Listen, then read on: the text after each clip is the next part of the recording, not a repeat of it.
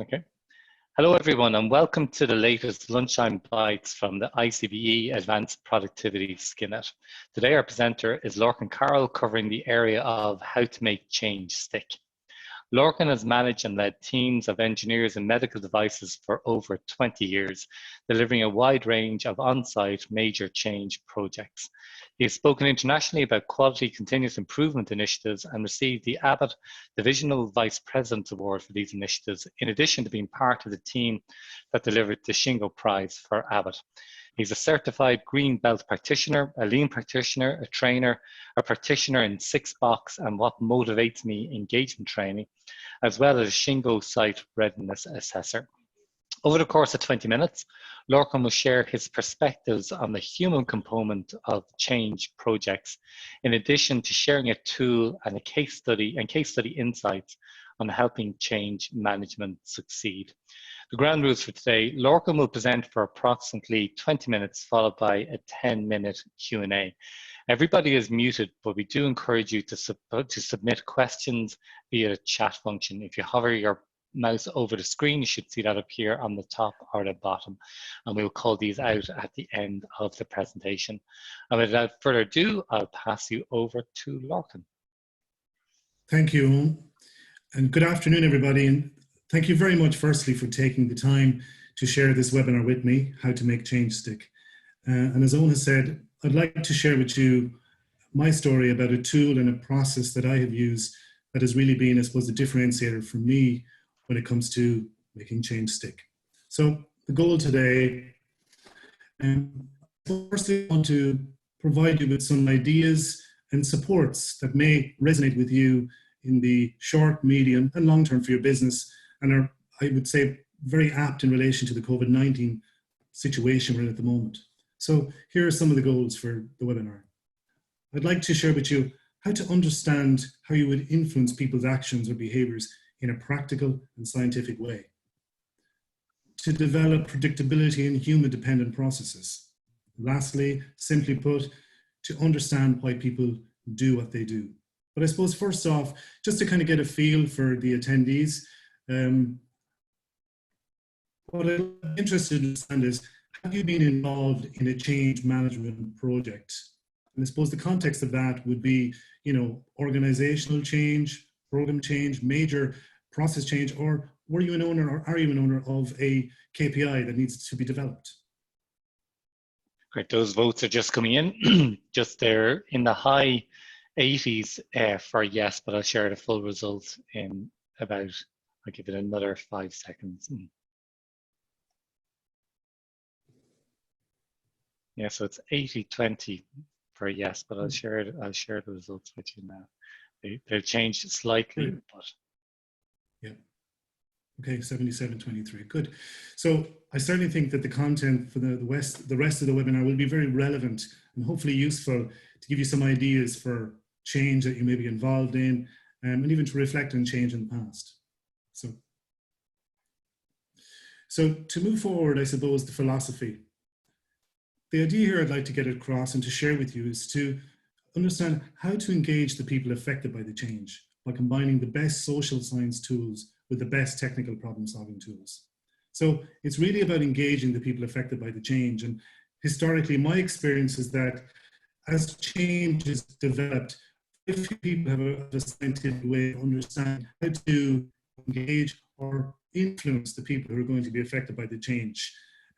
But a tool that I've used, and this is the social science piece, is the 6-box, and I'll talk to you a little bit about that in the next coming slides, but it's really marrying that in a complementary fashion with the best technical problem-solving tools that we're all familiar with, the Six Sigma approach, the operational excellence tools. So we'll move forward onto the next slide. So the next poll I'd like to ask you to have about is, you spoke about change that you've been involved in. Did the change suffer from a lack of engagement? Did you kind of reflect on a change that you've been involved in? Right, I just let it run for another 5 or 6 seconds, Lorcan, but what's coming in at the moment is almost 90% yes. Just a few more votes coming in.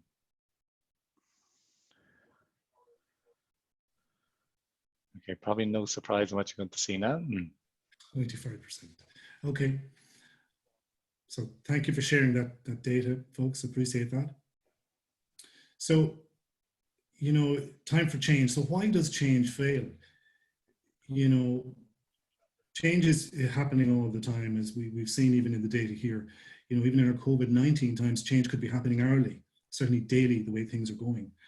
But, you know, research as well as practical experience would indicate that 2/3 of all change fails.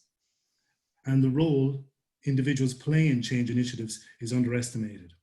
Now, I did mention earlier that a lot of the reasons that I've seen why the role individuals play in change initiatives is underestimated is that people don't have a scientific way of engaging people. What levers to pull? What are those social levers? So the next couple of slides are really going to focus about people. And I really like this quote from Henry Ford. People are the only organizational asset that has an infinite capacity to appreciate and value. Equipment degrades, processes are evolved, but if you invest in people, the exponential returns you get can be massive. And this is a really good way of doing it. So at the outset, I mentioned to you about a tool called the 6-box. And the next part of the presentation is really going to give you, dip your toe into that so that you get a feel for how that works theoretically, but also practically in a case study. So this is what the 6-box looks like. We start on the very right-hand side of the model. Clarify your measurable results. Like all good projects, you want to focus on, and you know, there's a famous song by the Spice Girls, I think it was, tell me what you want, what you really, really want. So this is really where we want to focus at the start. What time, money, resources, competing priorities do we need to consider for a major program? Okay, and what we're looking for here is what we call a vital behavior. Well, what's a behavior, first off? A behavior is an action, and an action is something which is observable, specific, and repeatable. And then a vital behavior is a behavior that gives you the greatest leverage on the result that you're looking for. In the case study example that I'm going to give on the next slide, we'll talk a little bit more about that in practical terms. But like all DMAIC projects, there's a level of diagnosis and, you know, the measure and define phase of a DMAIC, where we look at processes and tools, and we look at the method, material, and machines, and interrogate the data. Here we try and, I suppose, to a certain extent, interrogate the human data. And we use 2 tools to support the identification of the vital behavior. The first of those is a positive deviance. So what's a positive deviance? Positive deviance is a person or a group of people who are already delivering the result that you're looking for. So the first port of call is look where people are already successful in relation to the result that you're getting. Start there. The second of the 2 diagnosis tools is crucial moments. So what's a crucial moment? It's a time, it's a place, it's a circumstance, people, or emotions. It's a when moment where you have an opportunity to do something which is going to support the goal that you're looking for, or is going to continue the situation that you're in already. So once we've used those diagnostic tools to support the finding of the vital behavior that we'd like people to enact on an ongoing basis, we need to understand, well, what's going to stop people from enacting the vital behavior? And this is where the term 6-box comes into. So people do things for 2 reasons. 1, they're either motivated. 2, they have the ability. And obviously the counter of that is the lack of motivation and lack of ability. And there are 3 forces that are applied to that: personal, social, and structural. So we look at the barriers across personal motivation, ability, social motivation, ability, and structural motivation and ability. And when we identify those, we look to counter those with actions, executable actions. When we put those actions in place, it makes it 10 times more likely for the vital behavior to be enacted, and 10 times more likely for the result to be delivered. So that's the theory. Okay. Now, I'm going to put my money where my mouth is and show you a real life case study that I worked on. So a couple of years ago, I was a frontline quality operations lead in a multinational medical device organization, manufacturing stents. Really great processes. And I owned the quality KPI, so the product quality performance. Our functional performance, so our functional failure rate was very, very low. We really had our processes characterized within an inch of their lives. but the products were still built by people. So we really needed to do a better job on the behavioral exceptions, which is like the behavioral quality of the product. So we went after a big goal. We wanted to reduce behavioral exceptions by 40% by the end of the particular year. Now, 40% is a big number. Why did we do that? A couple of reasons. One, we wanted to grab people's attention to really make a difference. And it also puts the directors and the managers of the particular area to, well, see, are they really up for this? What time, what money, what competing priorities do we need to consider in order to prioritize such a big goal? And also, ego is a big part of it as well, especially if you're going to maybe try and use a new process, which the 6-box was, I suppose, at the time. So once we had identified the goal that we went after and all of the resources were aligned with that, we wanted to find the vital behavior. But in order to do that, we wanted to use our diagnostic tools. So prior to kicking off the project, within the previous 18 months, there was one particular crew in the area where we were applying this project that didn't have one quality issue with the product that they manufactured. Basically, all the product went through the manufacturing process, went through all of the quality sampling without any issue. And let's call this line 1A. So it's one of multiple lines, but it was our positive deviance. They were already delivering the result that we wanted everybody else to do. So we needed to understand what was going on there. Okay, so when we're doing the 6-box, like any project, we want to meet the people.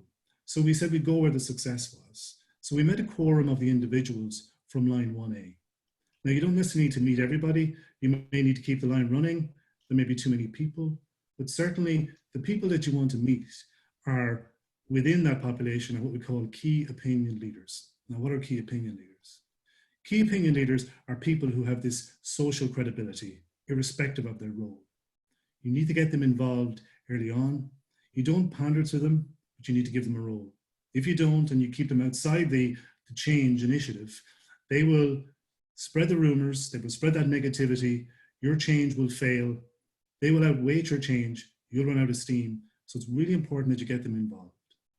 So going back to line 1A, we had some brainstorming sessions with them, and we were talking with the different people on the line. So we'll say one of the operators on the line was Mary. Mary was a final inspector, which was the last process on the line. So we asked Mary about the culture on the line and so forth, and she spoke to us that, look, our goal here is to hit our numbers, have no quality issues, and get our incentive every second Friday. Incentive was made up of output yield, quality, and safety. Extra time off for quality-free product performance, exception-free product performance. So, and also Mary said, you know what, when I get scrap, I give feedback. And we asked her to explain this a little bit more. She said, well, the moment that I get scrap, if I get one scrap, I give feedback. And we were saying feedback, that sounds like a behavior. Behavior is an action, okay? So you see, the reason she did this was, if I get one scrap and I give feedback, and she said, I know where the scrap comes from because I'm trained in all the stations. So when I give feedback, they will listen to me. And if they fix the scrap after one defect, it means we have to build less product to make our number, our yield improves, and our quality improves. Leverage. Sounded like a vital behavior, but this was just half the story. So with that information, we went and we met a quorum of individuals from the other lines, the lines where the problems were having. So through the conversation, and this is, I've got some good examples here in the 6-box section, we asked one of the final inspectors, we said, so what do you do the moment that you get scrap? And he said, remember, people do things for 2 reasons, motivation and ability, and they're influenced by personal and social and structural reasons. So he said, well, you know, I don't know where the scrap came from. I'm only trained on one station, you know, and also I don't know how to give feedback. I don't really like it. It's not really me, you know. So he didn't like telling them that he had scrap. And also when you tried to give them feedback, they told him, you don't know what you're talking about. You don't even know where it comes from. And we said, well, what about the supervisor? What support did you get there? Well, the supervisor just said, hurry up and pass the parts. He didn't really support me. And as I said, I'm only trained to one station. I don't really know where the defects come from. And it's inevitable. We're going to get an exception. So I suppose what I'm presenting to you here through our human diagnostic approach is that the scales were tipped negatively for the other lines, and fortuitously, they were tipped in a positive favor on line 1A. So when we had identified all of the barriers that were preventing the other lines from delivering the goal, we said, let's go after countering those barriers with executable actions. So here's some examples. We train people on insights training. For those of you who may or may not be familiar with it, insights training is a personality type training where, based on the type of personality, it helps people know how to give feedback in certain situations. It was a bit of fun as well. We trained the key opinion leaders and they rolled this out, and people used to have some fun with that. But what it also gave them was an ability to know how to interact and give feedback in a positive way to their teammates. We also focused on motivation. It's very difficult to motivate people, but what you can do is, by creating direct experience or meaningful stories, you can reawaken their moral compass. So we showed some videos of a product being delivered to the heart, the stent being delivered to the heart of a competitor. Now, as the stent was being delivered, the stent fractured, which resulted in a quite invasive surgery for that particular patient. Our guys on the lines, they had to inspect for this defect, a very rare defect, but quite severe.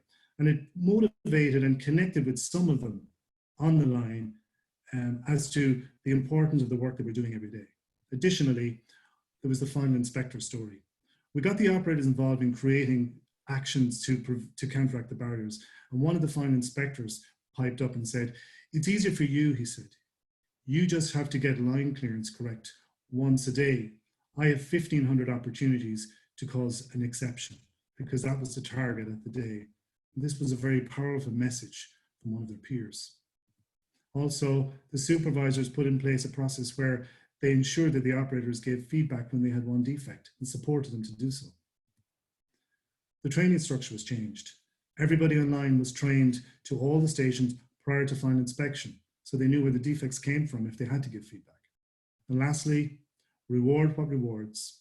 Reward in moderation, reward the behavior, giving feedback and acting on it, and reward what rewards. This is really important in relation to your population of people. Extroverts might like to be, employed the most. An introvert might like a little tap on the shoulder and say, "Thanks, get a free lunch." So after we had put all of these actions in place, it made it 10 times easier for people to enact the vital behavior. We tipped the scales in the favor, and it made it 10 times easier to deliver the result that we want. And the great thing is, we not only delivered a result of 40%, we delivered a result of 60% reduction in year 1 and an 80% reduction in year 2, based off the original baseline. So that's an example of how I've used the 6-box tool as a complementary tool and process with the DMAIC methodology. I've also used it for not just quality improvements, yield improvements, hand washing culture. I've used it to support the development of site behaviors, and also I've used it in people development as to why people don't use growth plans for the development. So it's got a wide usage, absolutely. So just to reiterate the philosophy, engage the people affected by the change by combining the best social science tools, the 6-box, with the best technical problem solving tools, your OpEx tools. And again, it's all about the people. People are the only organizational asset that has an infinite capacity to appreciate and value. And a couple of key takeaways. Find your key opinion leaders, give them a role. Look who's succeeding, they're your positive deviants. Understand what they're doing. Know your when moments, your crucial moments, your times, your places, your circumstances, people, your emotions. Find the vital behavior, the one that gives you the biggest bang for your buck, the greatest leverage. Lastly, remember, people do things for 2 reasons: motivation and ability. And with that, Owen, I'm happy to take any questions that anyone might have. Great. Thank you very much, Lorcan. We now have about 10 minutes for questions. The first one from Deirdre is the 6-box tool a methodology that one has to be trained on? And if so, when, where?